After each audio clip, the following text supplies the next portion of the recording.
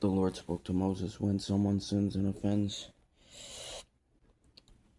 the Lord by deceiving his neighbor in regard to a deposit, a security, or a robbery, or defrauds his neighbor, or finds something lost and lies about it, or swears falsely about any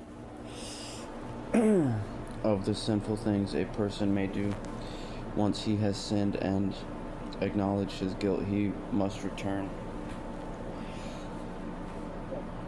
what he stole or defrauded, or the deposit entrusted to him,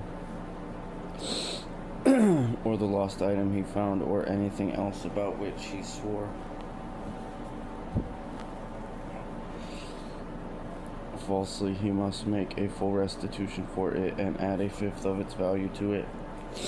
He is to pay it to its owner on the day he acknowledges his guilt.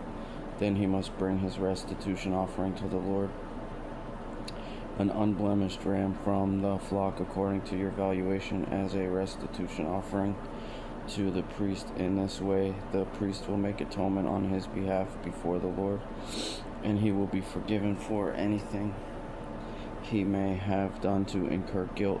The Lord spoke to Moses. Command Aaron and his sons, this is the law of the burnt offering. The burnt offering itself must remain on the altar's hearth all night until morning, while the fire of the altar is kept burning on it. The priest is to put on his linen robe and linen undergarments. He is to remove the ashes of the burnt offering the fire has consumed on the altar, and place them beside the altar. Then he must take off his garments, put on other clothes, and bring the ashes outside the camp to a ceremonially clean place. The fire on the altar is to be kept burning. It must not go out. Every morning the priest will burn wood on the fire. He is to arrange the burnt offering on the fire and burn the fat portions from the fellowship offerings on it. Fire must be kept burning on the altar continually. It must not go out. Now this is the law of the grain offering. Aaron's sons will present it before the Lord in front of the altar.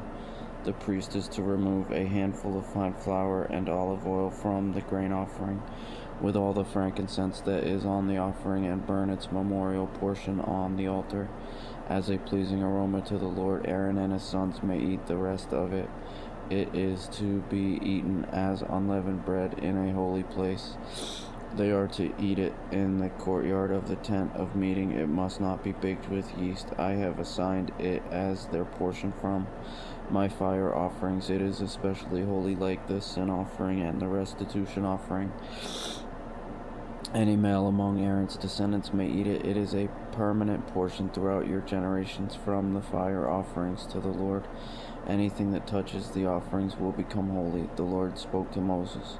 This is the offering that Aaron and his sons must present to the Lord on the day that he is anointed: 2 quarts of fine flour as a regular grain offering, half of it in the morning and half in the evening.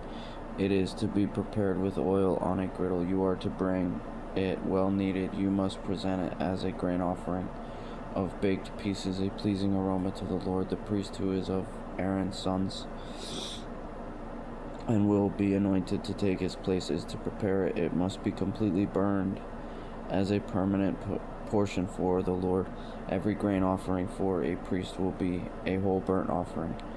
It is not to be eaten. The Lord spoke to Moses. Tell Aaron and his sons, this is the law of the sin offering. The sin offering is most holy and must be slaughtered before the Lord at the place where the burnt offering is slaughtered. The priest who offers it as a sin offering is to eat it. It must be eaten in a holy place in the courtyard of the tent of meeting. Anything that touches its flesh will become holy, and if any of its blood spatters on a garment, then you must wash that garment in a holy place. A clay pot in which the sin offering is boiled must be broken. If it is boiled in a bronze vessel, it must be secured and rinsed with water. Any male among the priests may eat it. It is especially holy, but no sin offering may be eaten if its blood has been brought into the tent of meeting to make atonement in the holy place. It must be burned up.